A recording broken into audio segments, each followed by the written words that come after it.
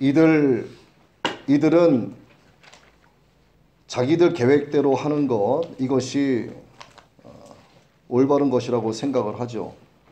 하나님께서 예레미야 선지자를 통해서 자기들에게 말한 것, 이런 것들은 오히려 헛되다라고 이야기를 합니다. 뭔가 좀 잘못됐죠? 여러분, 노인과 바다라는 책 혹시들 읽어보셨습니까? 네. 안 읽었는데 읽었다고 하지 마시고. 그렇죠. 어니스트 헤밍웨이. 이 어니스트 헤밍웨이가 쓴 이 세계적으로 유명한 이 노인과 바다, 이 책은 인간의 수고, 또 어떤 집념, 끈기 등이 이렇게 잘 조화롭게 구성이 돼서 펼쳐져 나가는 그런 스토리죠. 인생 황혼기를 맡고 있는 산티아고라는 늙은 어부가 주인공이죠. 그 늙은 어부, 그 노인이 물고기를 잡기 위해서 이제 바다에 나갑니다. 온갖 고생을 다 하죠.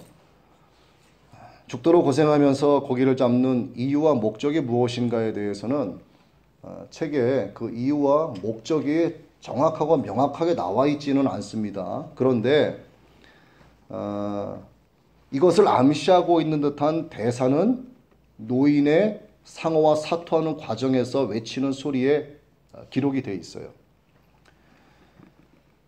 자기와의 싸움에서 승리했다라고 볼 수 있는 그 외로운 84일을 마무리하고 낚싯대에 물고기 한 마리가 걸리게 되는데 엄청나게 큰 약 700kg의 18척 크기의 청새치가 얼마나 힘이 셉니까?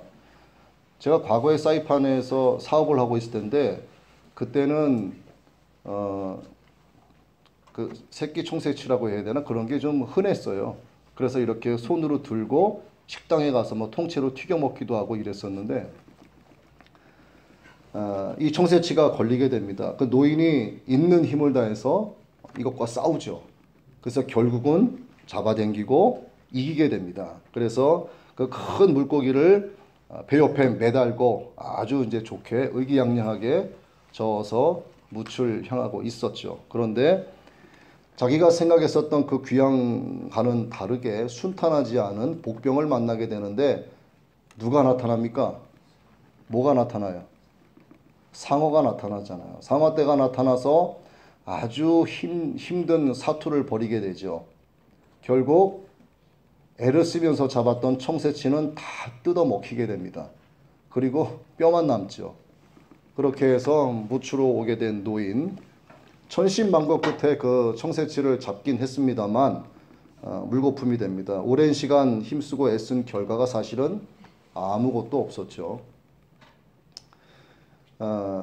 이 노인이 상어떼하고 사투를 벌이는 가운데 이렇게 외치죠. 인간은 패하도록 창조된 것이 아니다. 파멸당할 수 있을지는 몰라도 패배하지는 않는다. 이렇게 혼자서 외치듯 이야기를 하는 그런 장면이 나옵니다. 어쩌면 이 노인이 외치던 이 이야기가 작가 어니스트 헤밍웨이가 독자들에게 전하려고 했던 인간의 존엄성과 어떤 가치가 아니었나 이런 생각들을 좀 해봤어요. 근데 주목할 것은 뭐냐 하면 노인의 입에서 나온 이야기가 파멸, destroy라고 하는 파멸이란 단어가 나왔고 패배, defeat이라고 하는 이 파멸과 패배를 다르게 사용했다라고 하는 겁니다. 엄격하게 구분을 한 거예요. 여기서 말하는 destroy 파멸은 물질적인 파멸을 이야기하는 것이고 defeat의 패배는 정신적인 것을 이야기하는 거죠. 그래서 작가는 이것을 구분을 해 놓았습니다. 주인공 이 산티아고는 물질적으로 청새치를 잃어서 파멸을 당했는지는 모르지만 정신적으로 위축되진 않았어요. 물론 힘들고 피곤한 그 육신 때문에 돌아와서 쓰러져서 잠을 잤지만 그는 편안하게 그냥 잠을 잤습니다. 여러분들도 지금 바다를 항해하고 있는 분들이죠. 인생의 거친 바다를 항해하고 있는데 그 바다를 가고 있는 여러분들이 지나서 가야 할 것이 그 목적지가 하나님 나라죠.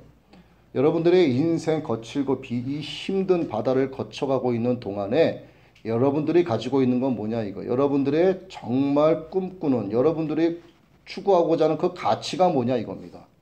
뭐예요? 청새치입니까?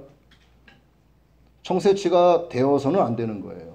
청새치일 수도 있지만 이 청새치를 어디에다 활용할 것인가에 대한 동기와 목적이 하나님 보시기에 바르게 되어 있으면 그건 괜찮습니다. 그러나 파멸당할 수 있는 그 청새치 한 마리가 나의 가치가 된다라고 한다면 뭔가 잘못 항해를 하고 있는 거다라고 말씀드릴 수가 있겠죠.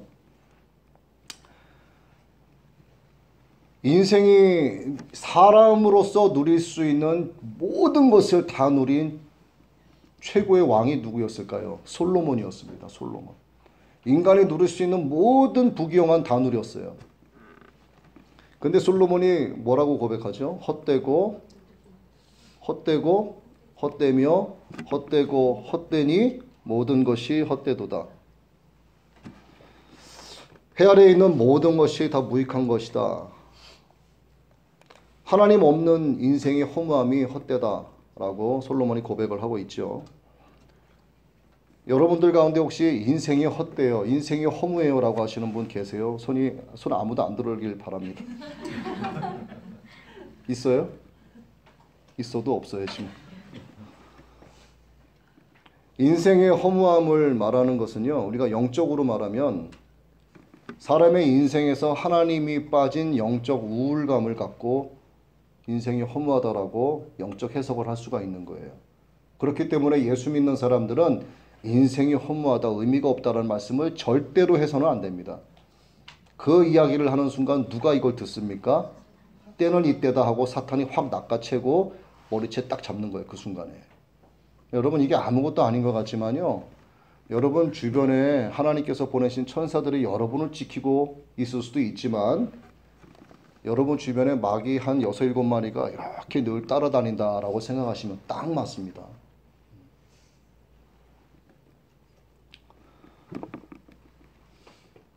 전도서 3장 11절 말씀이죠. 하나님이 모든 것을 지으시되 때를 따라 아름답게 하셨고 또 사람들에게는 영혼을 사모하는 마음을 주셨느니라.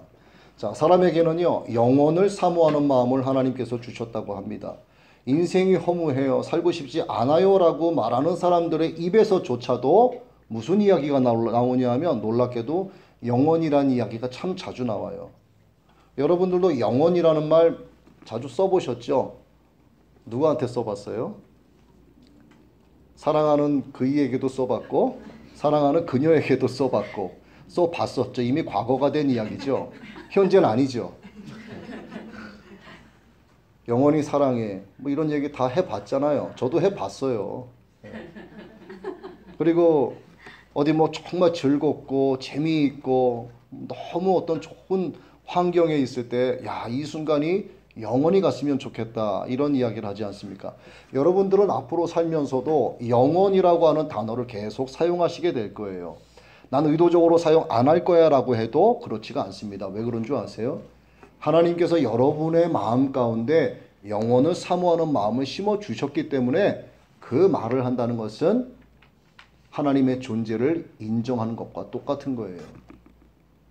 하나님을 영접하지 않고 예수 그리스도를 구세주로 영접하지 않는 사람들의 입에서도 영혼이란 말을 하게 됩니다. 왜? 하나님께 지음받은 피조물이기 때문에 어쩔 수 없는 거예요. 그것은. 여러분 모두가 그 영혼이라고 하는 그 영적 현실의 세계에 다 머물게 되시기를 바랍니다. 우리가 아무리 열심히 살고요, 또 많은 돈을 막 주체 없이 할 수 없이 막 쓰면서 막 부귀영화를 누리면서 살아도 인생의 어떤 궁극적인 목적을 모르거나 또는 알고 있다가 그놈의 청새치 잡느라고 망각하게 되면 그 순간 인생은 파멸에 이르게 되는 거예요. 그렇게 되면 결과적으로 패배하는 인생으로 전락될 수도 있다는 겁니다. 세상 모든 사물들은 하나님께서 다 창조하셨는데 창조하실 때 각 사물들마다 부여하신 목적이 있어요. 하물며 사람이겠냐 이거죠.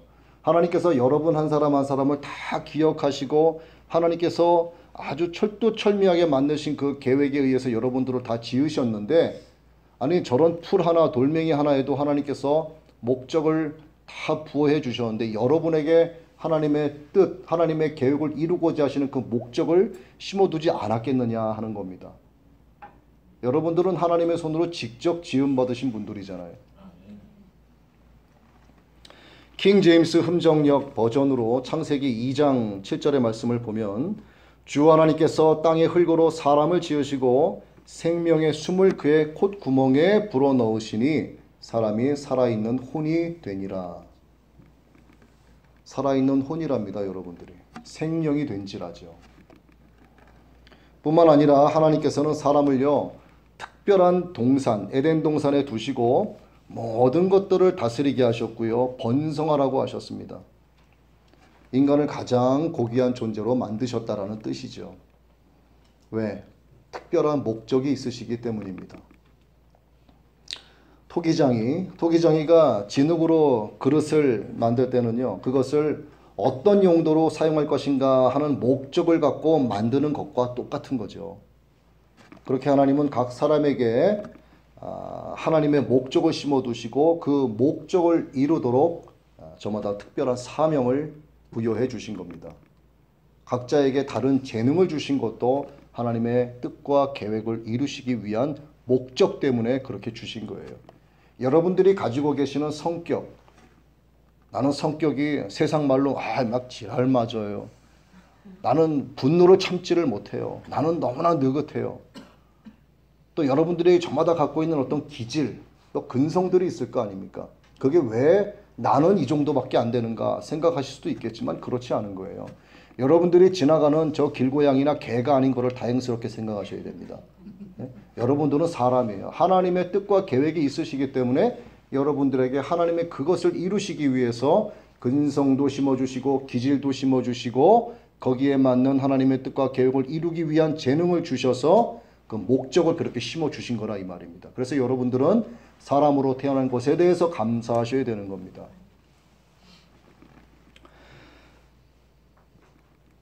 그런데 사람들은요 자신에게 주어진 그 분에 넘치는 그 존귀함 이것을 너무나 이제 소홀히 다루기 시작을 했죠.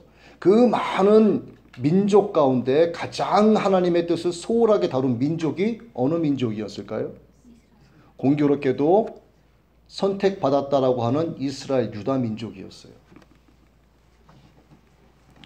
이 이스라엘 백성은 우상 숭배, 물질에 불을 쫓느라 제정신이 아니었습니다. 물론 하나님의 백성, 하나님께서 특별히 선택하셔서 사용되어진 많은 사람들을 통해서 이스라엘이라고 하는 민족이 만들어졌습니다.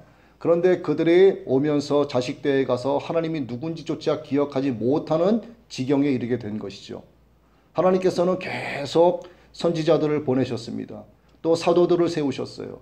그렇게 해서 오늘에까지 하나님은 이르셨는데 구약 시대의 이스라엘 백성들 가운데 그 유다 민족들이 우상 숭배와 물질 이런 세상 향락에 정신이 팔려서 하나님의 뜻을 거스르기 시작을 했습니다. 자신을 존귀하게 만드신 그 사실을 망각했기 때문이죠. 하나님은 그들에게 선지자들을 통해서 권면과 경고를 되풀이하셨어요. 그런데 들은 척도 하지 않았습니다. 이 들은 척도 하지 않은 사람들, 하나님의 경고와 하나님의 권면, 이 하나님의 종들을 통한 계시를 통해서 선포되지는 하나님의 말씀에 대해서 들은 척도 하지 않는 사람들에 대해서 시편 49편 20절에서 정확하게 그 사람들을 표현하고 있습니다. 존귀에 처하나 깨닫지 못하는 사람은 멸망하는 짐승 같도다. 우리 자매님들은 남편분하고 처음에 결혼하실 때 장난으로도 많이 그런 얘기 하셨죠. 이 짐승 같은 놈 이런 얘기 많이 해보셨잖아요. 그런 애교 섞인 그런 짐승이 아니라 하나님 보시기에 짐승 같다 이 말이에요. 어떤 짐승? 멸망하는 짐승. 그러니까 여러분들은 멸망하는 짐승이 되어서는 안 되는 겁니다. 그래서 제가 조금 전에도 말씀드린 것처럼 사람으로 태어나신 것을 감사하라는 거예요. 사람은 사람답게 살아야 사람 대접을 받지요. 그런데 그 기준은 사람의 기준이 아니라 하나님의 기준입니다. 생명의 성령의 법인 하나님의 복음, 진리 안에서 사는 것. 그래야지만 하나님으로부터 사람 대접을 받을 수 있는 거예요. 그렇지 않으면 멸망하는 짐승과 같다라고 성경은 우리에게 말씀하고 있습니다. 사람들에게 사람 대접을 잘 받아도 말이죠. 하나님으로부터 짐승 대접받으면 그 사람은 결국은 짐승으로 끝나는 겁니다. 오늘 여러분 가운데 이 불꽃 같은 주님의 눈으로 보시기에 멸망하는 짐승 같은 분들이 한 분도 없게 되기를 정말로 바랍니다. 정말로 바랍니다. 짐승은 오로지 육체의 본능을 따라 살아가죠. 그렇기 때문에 영적인 일에 대해서는 전혀 깨닫지를 못합니다. 알지도 못하죠. 육신을 쫓는 자는 육신의 일을, 영을 쫓는 자는 영의 일을 생각하나니 육신의 생각은 사망이요 영의 생각은 생명과 평안이니라. 육신의 생각은 누구와 원수가 되나니? 하나님과 원수가 되나니. 이는 하나님의 법에 굴복치 아니할 뿐 아니라 할 수도 없습니다. 굴복하지 않는 것뿐만이 아니라 더 무서운 것은요, 할 수도 없대요. 왜? 멸망하는 짐승이 어떻게 영의 것을 알겠습니까? 모르는 거예요. 간단하게 한번 정리해 볼까요? 멸망하는 짐승과 같은 인생은 하나님과 원수 관계가 된다 이 말입니다. 혹시 여기 계신 분들 가운데 서로 조금 원수 관계 있으세요? 좀 이렇게 얼굴 보기에 불편하신 분들 없으신 것 같은데 다행입니다. 있으시다면 빨리 푸세요. 여러분, 사람들과의 관계에서도요, 이 가족들과도 그래요. 한솥밥 먹는 식구들끼리도 원수처럼 지내면 얼마나 좀 불편합니까? 그렇죠? 하물며 여러분을 지으신 창조주 하나님과 여러분이 원수 관계로 지낸다고 한번 생각을 해보세요. 여러분 살 이유가 없는 거예요. 그분은 오늘 죽으나 50년 뒤에 죽으나 똑같습니다. 결과가. 하나님과 원수된다라고 하는 사실이 여러분 실감이 안 나시죠? 하나님과 원수 맺지 마십시오. 하나님과 원수 맺으면 정말 큰일 납니다. 여러분. 오늘 본문 말씀은 하나님께서 예레미야 선지자를 통해서 유다 백성에게 내리신 9번의 심판에 대한 경고의 말씀 중에서 마지막 9번째 경고의 말씀이에요. 놀랍지 않습니까? 하나님께서 9번째까지 경고의 말씀을 하시는 거예요. 저놈들 그냥 처음 말 안 들을 때 확 내리칠 수도 있지만 하나님은 끝까지 그들을 기다리시는 겁니다. 내가 만든 피조물이잖아요. 이놈들이 그렇게 말을 안 듣고 속을 썩여도 하나님은 계속 자기 종을 보내서 권면하시고 경고하시는 겁니다. 그게 오늘 9번째 하나님께서 또 말씀하시는 거죠. 하나님은 이 마지막 경고에서 하나님의 강력한 주권적 이미지를 담은 토기장이의 비유를 드셨습니다. 그래서 하나님은 예레미야를 부르셔서 토기장이의 집으로 보내시는 거예요. 가라! 거기서 토기장이가 그릇을 빚어 만들고 부시고 또다시 만드는 장면들을 보게 하십니다. 그 다음에 하나님께서 예레미야 선지자에게 교훈을 주시는 거죠. 세상의 모든 것을 창조하신 주인, 세상의 모든 권한을 가지신 주권자가 하나님이다라고 하는 사실을 나타내시고, 하나님은 토기장이처럼 사람을 사용하기도 하시고 버리기도 하신다라고 하는 것을 예레미야에게 알려주시는 겁니다. 여러분, 이스라엘의 초대 왕이 누구죠? 사람들에 의해서 세워진 초대 왕 사울. 그는 처음에 굉장히 훤칠하고요, 참 겸손한 사람이었습니다. 나는 왕의 자격이 없다, 이렇게까지 참 겸손한 사람이었죠. 권력의 힘이 점차 강해집니다. 다윗의 등장으로 시기와 질투가 생겨나기 시작하죠. 왕위가 불안해지자 그가 정신이 돌기 시작을 합니다. 교만해지기 시작을 하죠. 하나님의 뜻은 생각도 하지 않습니다. 결국 하나님으로부터 버림받는 결과를 맞이하게 되죠. 이스라엘의 초대 왕 사울은 결국 하나님께 버림받았습니다. 신약에 들어서 교만한 바리새인 한 사람이 등장을 하죠. 똑같은 이름 사울이 등장을 합니다. 그런데 사울이 예수님을 핍박하는 사람이었어요. 예수 믿는 사람들을 잡아 가두고 때리고 죽이는 것과도 인정하는 아주 못된 사람이었습니다. 율법주의였죠. 그 사람이 자기 나름대로는 거룩한 사명을 받고 다메섹으로 가는 도중에 빛 가운데서 주님을 만나서 완전히 뒤바뀌어집니다. 인생이. 그는 바울 사도가 돼서 이방의 많은 교회를 세우죠. 그리고 신약 성경 중에서 장장 13권이라고 하는 책을 기록을 하게 됩니다. 그 교만했던 사울은 하나님 앞에 귀하게 쓰임받는 일꾼이 된 거예요. 여러분 혹시 아시는 분 계실지 모르겠습니다만 조니 에릭슨 타다라는 분을 들어보셨습니까? 조니 에릭슨 타다. 온몸이 마비된 불구자였죠. 복음주의자 구족화가였습니다. 이 조니 에릭슨 타다. 그녀는 수백만의 사람을 전도한 사람이에요. 온몸이 불구인데도 불구하고 그녀가 10대 정상인이었습니다. 10대 어느 여름 오후에 수영장에 뛰어들다가 얕은 걸 모르고 눈 깜짝할 사이에 전신 불구가 되는 겁니다. 어디 거꾸로 잘못 떨어졌겠죠. 그 전신마비 장애를 입게 되고 향한 곳이 병원이었죠. 병원에 누워서 참 절망에 빠져 있었습니다. 뭐 희망이 있었겠어요. 여러분들이 한번 이 조니 에릭슨 타다라고 하는 이 소녀의 입장이 한번 돼보시라 이 말이죠.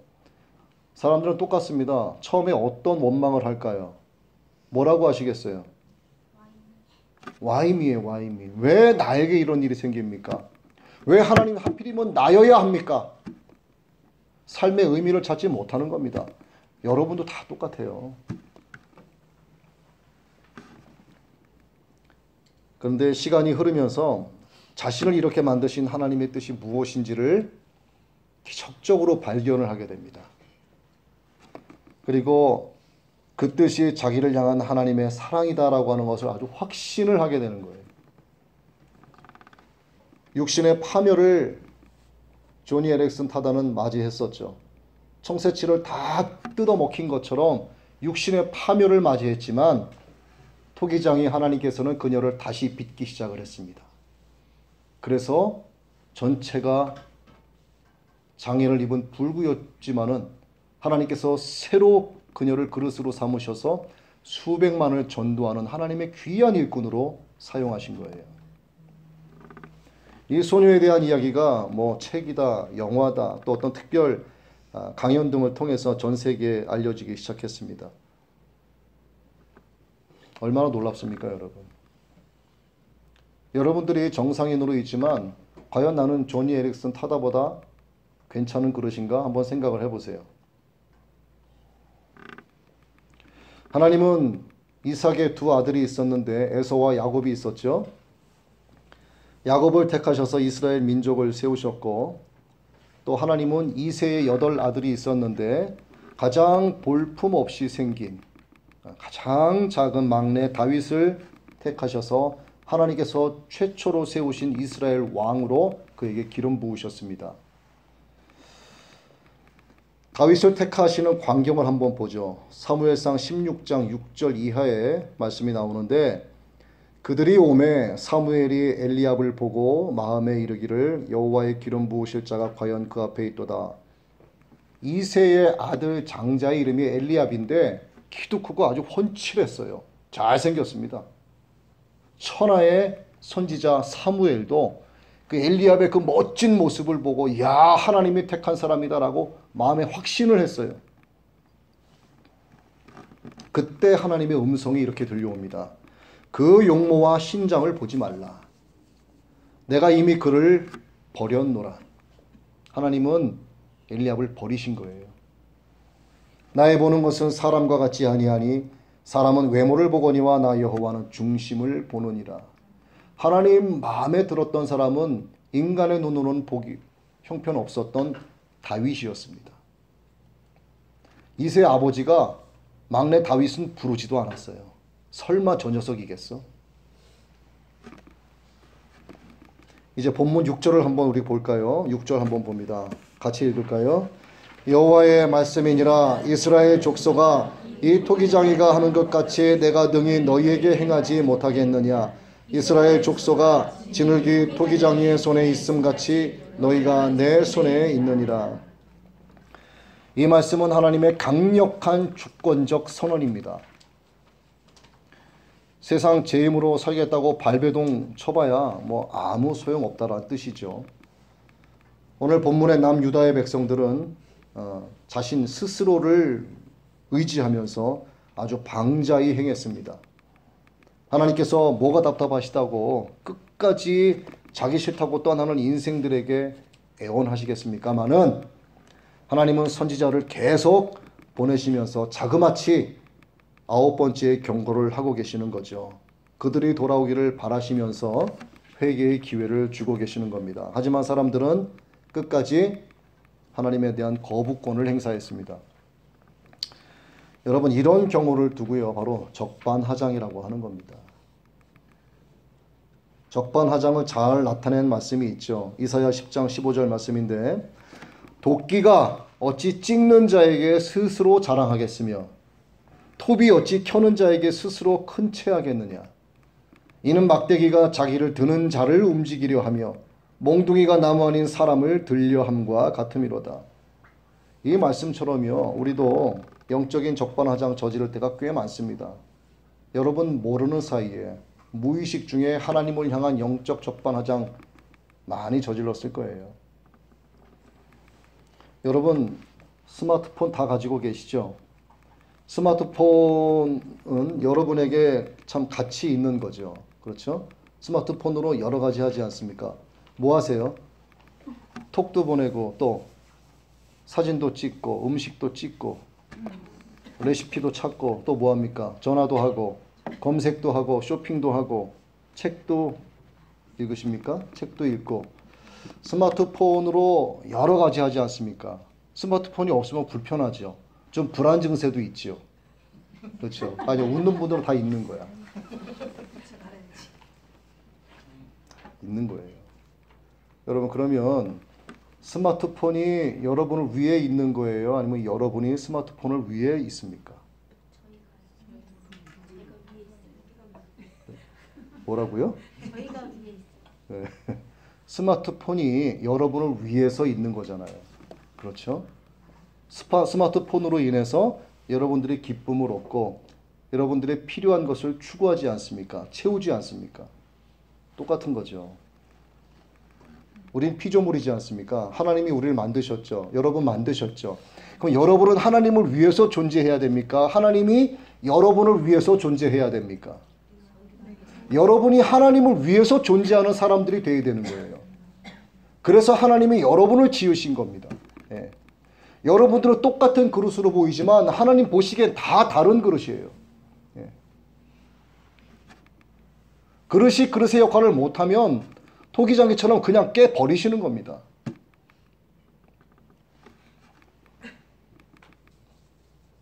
왜?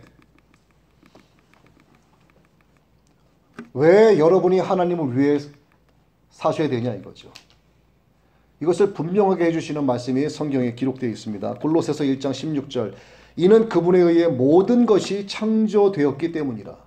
하늘에 있는 것들과 땅에 있는 것들, 보이는 것들과 보이지 아니하는 것들, 곧 왕좌들이나 통치자들이나 정사들이나 권능들이나 모든 것이 그분에 의해 창조되었고 그분을 위하여 창조되었노라. 여러분들은 하나님을 위하여 창조된 그릇들이에요. 내가 그분을 위하여 창조되었는데 그렇게 창조된 목적을 갖고 있는데 그 목적에서 벗어난 삶을 살게 되면은 죄가 된다는 뜻입니다, 여러분.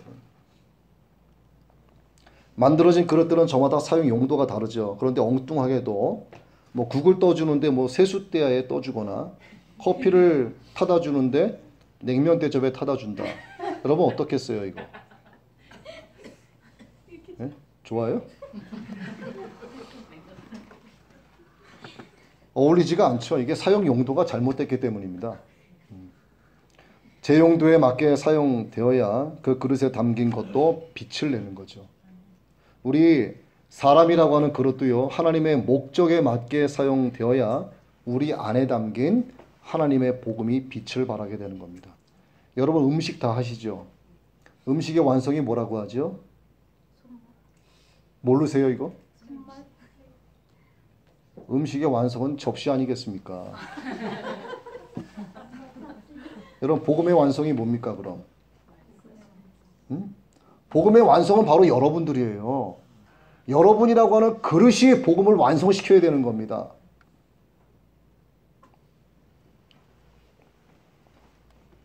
그렇게 하나님께서 나를 적재적소에 배치하셔서 사용하려고 하실 때 우리는 어떻게 해야 되죠? 필요 없어요? 순종해야죠. 순종. 근데 여러분 놀라운 거 한 가지 가르쳐 드릴게요. 순종 아무 때나 할 수 있는 게 아닙니다. 순종도요 때가 있어요. 더 놀라운 것은 때가 지난 순종은요, 때가 지난 순종은 오히려 하나님의 뜻을 더욱더 거역하는 게 되는 거예요.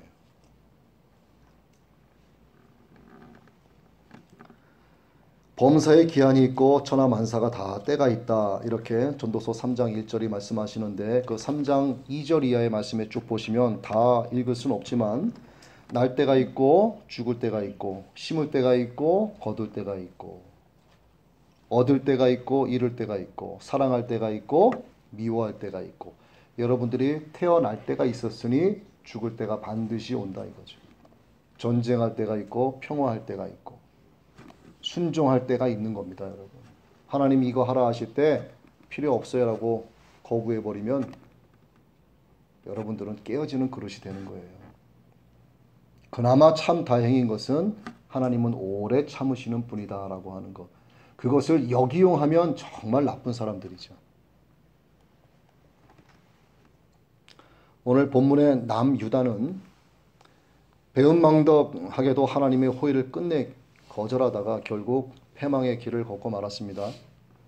우리도 하나님의 은혜에 적반하장 하게 되면 멸망하는 짐승이 돼서 하나님과 결국은 원수 관계가 되는 거예요. 그러면 사용되지 못하고 버림받게 됩니다. 하나님께서 오늘 여러분들을 훈련시키고 계시죠. 이렇게 훈련받을 때가 있는 것처럼 하나님께 사용되어질 때가 곧 도래됩니다. 그때를 놓치지 말고 여러분 꼭 순종하셔서 복음을 빛내기 위해 사용되어지는 하나님의 귀한 그릇들이 되시기를 축원합니다. 네, 말씀 생각하시고 함께 찬양하죠.